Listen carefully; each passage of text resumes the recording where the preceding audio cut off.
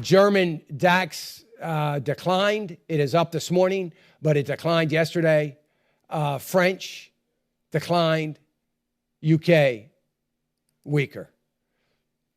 So all of those indices looking a little bit worse.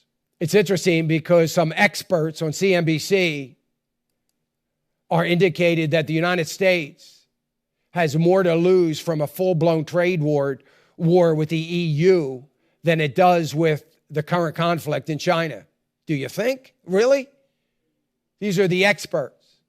They're now figuring this out. I was talking about it a year and a half ago, remember? When I was saying that we can backdoor China by getting trade deals with the EU. Now we are exacerbating that problem. We need to be flying those doors wide open. Listen, the EU has little choice but to do business with terrorist nations and communist regimes.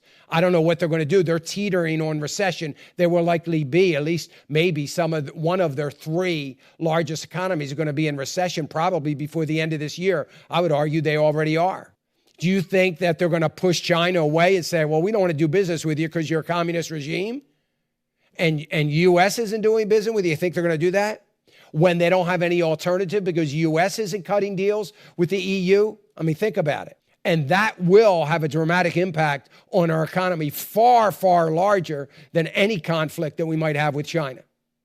President Trump continues to keep up his tough rhetoric against the European Union, but his administration is coming up against a deadline, I believe it's November, as to whether to impose duties on one of the most important industries in the Eurozone, and that is autos. We're not going to impose any duties or tariffs on their auto industry in November. Not going to happen, I would hope.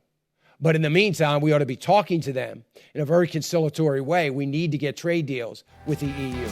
Hey, I want to thank you for watching the clip. We sure do appreciate it. Would you go right now, click on that subscribe button if you haven't already. That helps us. We would appreciate it. Thanks again.